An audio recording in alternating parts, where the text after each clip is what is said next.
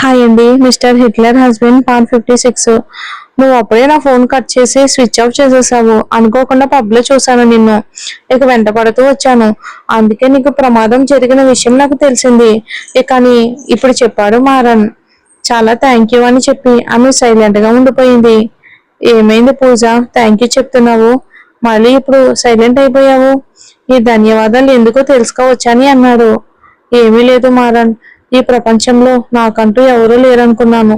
మా నాన్న ఒక స్వార్థపరుడు, మా అమ్మ కూడా స్వార్థపరురాలే. మా నాన్న కోసం నాతోనే గొడవ పడ్డారు. అందుకే విసుకొచ్చి ముంబై వదిలి చెన్నైకి వచ్చేసాను. ఇక్కడికి వచ్చాక కూడా ఒంటరితనం. కానీ మీరు నాతో మాట్లాడుతూ ఉంటే నా కోసమే ఒక ప్రాణం ఉన్నట్లు అనిపిస్తుంది. దానికోసం దీని పేరు ప్రేమ కాదు, కేవలం స్నేహం కావచ్చు అని పూజ కూడా క్లియర్ గానే మాట్లాడింది. సరే పూజ, ఇప్పుడు టైం చూడు, 3:30 అయ్యింది. నువ్వు కొంచెం సేపైనా పడుకుని రెస్ట్ తీసుకో. రేపు ఉదయం నిన్ను డిశ్చార్జ్ చేసి మా ఇంటికి తీసుకెళ్తాను అని మారని చెప్పగా పూజ కొంచెం అనుమానంతో సరే అని సమ్మతించింది. సరిగ్గా తెల్లవారుజామున 3:30కి రాత్రంతా కళ్యాణ్, శశి ఇద్దరు కవిత కోసం వెతుకుతూనే ఉన్నారు. ఇప్పుడు కళ్యాణ్కు ఒక ఆలోచన వచ్చింది. తన సెల్ ఫోన్ తీసి ఒకరికి ఫోన్ చేశాడు. మాట్లాడడం ముగించి కొద్దిసేపు అక్కడే కారాపి నిశ్శబ్దంగా ఉన్నాడు. ఇప్పుడు శశి అతని వైపుకి చూశాడు. సార్, నాకేమీ అర్థం కావట్లేదు. కవితకు సుభాష్ గురించి బాగా తెలుసు. అతనికి ఎలాంటి షాక్ తగిలితే తట్టుకోలేడని కూడా తెలుసు. అలాంటప్పుడు బిడ్డని తీసుకుని ఎందుకు వెళ్ళింది? అది తలుచుకుంటేనే నాకు చాలా కష్టంగా ఉంది. అతనికి మాట ఇచ్చి నేనే ముంబై నుంచి చెన్నైకి తీసుకొచ్చాను. ఒక్క రోజులోనే అంతా తలక్రిందులైపోతుంది. నాకు చాలా కష్టంగా ఉంది సార్. సుభాష్ ముందే చెప్పాడు, బిడ్డ లేకపోతే నేను బ్రతికి ఉండను అని. అతను ఆత్మహత్య చేసుకోవాల్సిన అవసరం లేదు.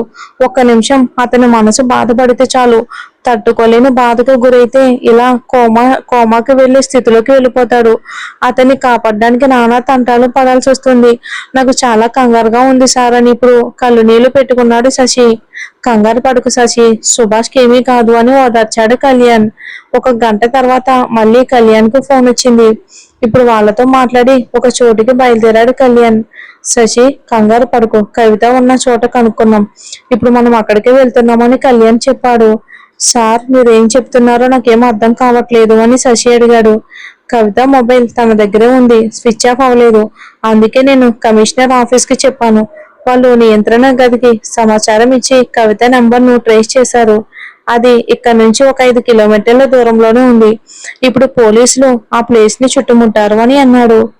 సార్, మీరు ఏం చెప్తున్నారు? కవితను పట్టుకోవడానికి పోలీసులా అని అర్థం కాక అడిగాడు శశి. కవిత కాదు శశి, పోలీసులు తెలియజేశారు. కొంతమంది రౌడీలు కవితను కిడ్నాప్ చేశారంట. నేను తెలియచేసిన వెంటనే వాళ్ళు ట్రేస్ చేసి 2 పోలీసులను ఆ అడ్రస్ కి పంపించారు. అక్కడ కొంతమంది రౌడీలు ఉండటంతో వాళ్ళు సహాయం కోసం మరి కొంతమంది పోలీసులను పిలిపించి వాళ్ళను సేఫ్ గా కాపాడ్డారు. ఆ రౌడీలను కూడా అరెస్ట్ చేసేశారు. ఏం పర్వాలేదు. ఇప్పుడు మనం వెళ్ళి కవితను, బేబీని తీసుకుని హాస్పిటల్ కి వెళ్తే చాలు అని కళ్యాణ్ చెప్పగానే శశికి అప్పుడు ప్రాణం లేచి వచ్చినట్లయింది. ఇక్కడ కళ్యాణ్ ఇక శశితో మాట్లాడుతున్న అదే సమయంలో తన సెల్ ఫోన్ కు వచ్చిన మెసేజ్ చూసి కోపంతో రగిలిపోతూ కూర్చున్నాడు. అక్కడ ఉన్న రౌడీలను పోలీస్ అరెస్ట్ చేసి స్టేషన్ కి తీసుకెళ్లారు. ఆ సమయంలో కళ్యాణ్ అక్కడికి చేరుకోగా కవిత తన బిడ్డను గట్టిగా హత్తుకుని ఏడుస్తూ నిలబడి ఉంది. భయంతో ఆమె శరీరం మొత్తం వణికిపోతుంది. అది చూసిన శశి వెంటనే ఆమె దగ్గరికి వెళ్ళాడు. ఏమైందక్క, ఎందుకు ఇలా జరిగింది? మీకోసం నేను సుభాష్తో ఎంతగా మాట్లాడి మిమ్మల్ని ఇంటికి తీసుకొచ్చానో మీకు తెలుసు. మరి మీరు ఎందుకు బయటికి వచ్చారు? సుభాష్ ఇప్పుడు ప్రాణాపాయ స్థితిలో ఉన్నాడు అని అన్నాడు. కవిత కన్నీళ్లు తుడుచుకుంటూ, శశి అన్నయ్య, నిజంగా చెప్తున్నాను, నేను పాపను తీసుకుని పారిపోవాలి అనుకోలేదు. కాసేపు బయటికి తీసుకెళ్లాను అంతే. సుభాష్ పాపను తీసుకోకపోతే నేను ఎంత బాధపడతానో ఆయన కూడా కొంచెం తెలుసుకోవాలి అనిపించింది. అందుకే సెక్యూరిటీతో కోపంగా మాట్లాడి పాపని తీసుకుని దగ్గరలో ఉన్న గుడికి మాత్రమే వెళ్ళాను. కానీ అక్కడ కొంతమంది నాకు మత్తుమంది ఇచ్చి ఇక అపహరించారు. నేను కావాలని ఏమీ చేయలేదు అన్నయ్య అంటూ ఏడ్చింది. కవిత గారు, ఇక దయచేసి ఏడవకండి. ఇప్పుడు మీరు సేఫ్ గా ఉన్నారు. మిమ్మల్ని కాపాడ్డాం కదా. వాళ్ళెవరో ఎందుకు ఇలా చేశారో పోలీసులే తెలుసుకుంటారు అని కళ్యాణ్ ధైర్యం చెప్పాడు. తర్వాత ఇన్స్పెక్టర్ వైపుకి తిరిగి, సార్ ఇప్పుడు మేము కవిత గారిని తీసుకెళ్ళొచ్చా అని అడిగాడు. ఎలాంటి సమస్య లేదు, మీరు ఆమెను తీసుకుని వెళ్ళండి. రేపు వచ్చి మిగతా ప్రాసెస్ పూర్తి చేయండి. వీళ్ళని బాగా విచారిస్తే నిజం బయటపడుతుంది అని ఇన్స్పెక్టర్ చెప్పాడు. సరే కవిత గారు రండి అని కళ్యాణ్ ఆమెను బిడ్డను కారులో ఎక్కించుకుని హాస్పిటల్ కి బయలుదేరాడు. ఇంతలో సుభాష్ ఆరోగ్యంలో మాత్రం ఎలాంటి మార్పు లేదు. బయట శారదా గారు ఏడుస్తూ ఉండగా కవిత తల్లి ఆమెకు ధైర్యం చెప్తూనే పక్కన ఉన్నారు. శశి ఫోన్ చేసి విషయం చెప్పడంతో విశ్వనాథం గారు కూడా చాలా కంగారు పడ్డారు. ఏం చెప్తున్నావు శశి? ఇప్పుడు కవితకి పాపకి ఎలాంటి ప్రమాదం లేదు కదా అని బాధగా అడిగారు. పక్కనే ఉన్న తమిళ రసు కూడా కంగారు పడి, ఏమైంది కవితకి, ప్రమాదమా అని అడిగాడు. ఇక శశితో మాట్లాడి ఫోన్ పెట్టిన తర్వాత విశ్వనాథన్, ఏమీ కాదు తమిళ రసు, కవిత ఎక్కడికి పారిపోలేదు, గుడికి వెళ్ళింది. అక్కడ ఎవరో తనని కిడ్నాప్ చేశారు. ఇప్పుడు కళ్యాణ్ శశి ఇద్దరు ఆమెను తీసుకుని వస్తున్నారు. ఇక ఎలాంటి ప్రాబ్లం లేదు అని చెప్పాడు. అది విన్న శారద గారు చేతులు జోడించి, ఇక ఆ ఆ అమ్మకి, నా పిల్లల్ని కాపాడు తల్లి, నీకేం మొక్కైనా తీరుస్తాను తల్లి అని ప్రార్థించారు. అప్పుడు వారికి ఒక విషయం గుర్తొచ్చింది. కవిత ప్రెగ్నెంట్ అని తెలిసిన రోజు బిడ్డ పుట్టాక కుటుంబం అంతా కలిసి వచ్చి దేవి సన్నిధిలో కానుక సమర్పిస్తామని మొక్కుకున్నారు. కానీ సుభాష్ బిడ్డను తీసుకెళ్లిన సంఘటనలో ఆ విషయం పూర్తిగా మర్చిపోయారు. ఇప్పుడు ఆ మొక్కు గుర్తొచ్చిన తర్వాత శారద గారి మనసులో కొత్త నమ్మకం కలిగింది. గంట తర్వాత కళ్యాణ్ కవితను హాస్పిటల్ కి తీసుకొచ్చాడు. వచ్చిన వెంటనే ఆమె పాపను ఎత్తుకుని తన తల్లి దగ్గరకు వెళ్లి, అమ్మా, మీరు అనుకున్నట్టుగా నేను పాపను తీసుకుని పారిపోలేదు, గుడికి వెళ్ళాను. నేను అనుకున్నది ఒకటి, జరిగింది మరొకటి. నిజంగా నేను కావాలని చేయలేదు అంటూ మళ్ళీ ఏడవడం మొదలు పెట్టింది. ఇక్కడ చూడు తల్లి, నువ్వు కంగారు పడుకో, పాపనివ్వు అని విశ్వనాథం గారు పాపని తీసుకుని లోపలికి వెళ్లారు. సుభాష్ దగ్గరికి వెళ్ళి, సుభాష్, నీ బిడ్డ వచ్చేసిందిరా, ఇప్పుడైనా మేము చెప్పేది నీకు వినిపిస్తుందా? దయచేసి ఈ పరిస్థితి నుంచి బయటికి రా అని తన కొడుకుతో బాధగా మాట్లాడారు. తర్వాత పాపను అతని దగ్గర పడుకోబెట్టారు. అను తన నాన్న నిద్రపోతున్నాడని అనుకుంది. ఆమెకు చిన్నప్పటి నుంచి నిద్ర వస్తే తన నాన్న గుండెల మీద పడుకుని నిద్రపోవటం అలవాటు. ఎవరు చెప్పకపోయినా బిడ్డకు తన నాన్న దగ్గరే భద్రంగా అనిపించింది. వెంటనే అతని గుండె మీదకి ఎక్కి పడుకుంది. విశ్వనాథం గారు ఆమెను తీసుకుపోతూ ఉండగా అప్పుడే లోపలికి వచ్చిన డాక్టర్, విచ్చు, పాపను తీయగు, ఆమె అతని దగ్గరే ఉండని, అతను శారీరకంగా కంటే మానసికంగా ఎక్కువ దెబ్బతిన్నాడు. అతని మనసు ప్రశాంతంగా ఉంటే శరీరం కూడా తొందరగా కోలుకుంటుంది. కాబట్టి పాప అతని దగ్గరే ఉండనివ్వు అని చెప్పారు. దీంతో విశ్వనాథం గారు పాపను అక్కడే వదిలి బయటకు వచ్చారు. కొద్దిసేపటి కను తన నాన్న మెడను చుట్టుకుని గాఢంగా నిద్రపోయింది. ఇదిలా ఉండగా కవిత దగ్గరకు ఆమె తల్లొచ్చి, కవిత, నేను చెప్పేది తప్పుగా అనుకోకు, జరగాల్సిందే జరిగిపోయింది. చెన్నయ్య తిరిగి వచ్చాడు. నువ్వు పాత కోపాన్ని మనసులో పెట్టుకుని అతనిపై చూపించొద్దు. పాప కోసమైనా అతనితో కలిసి హ్యాపీగా జీవించడానికి ప్రయత్నించు. అతను పాపం కదా, అతనికి ఏదైనా అయితే మనం తట్టుకోలేం. అతని పరిస్థితిని అర్థం చేసుకో అని కన్నీళ్లు పెట్టుకున్నారు. అది విన్న కవితకు కోపం ఒక్కసారిగా పెరిగిపోయింది. ఇక్కడ చూడమ్మా, మీ అందరికీ మీ కూతురి జీవితం ముఖ్యం. ఇక అల్లుడు మారిపోయాడు. ఇప్పుడు ఇద్దరు కలిసి జీవిస్తే చాలు అనుకుంటున్నారు. కానీ ఒక బిడ్డకు తల్లిగా నేను అనుభవించిన బాధ నాకు మాత్రమే తెలుసు. నా కడుపులో పెరిగిన బిడ్డను నా దగ్గర నుంచి లాక్కుని నన్ను అనాథలా వదిలేసి వెళ్ళిన వాడిని నేను ఎలా క్షమించగలను? దాన్ని ఎలా మర్చిపోగలను?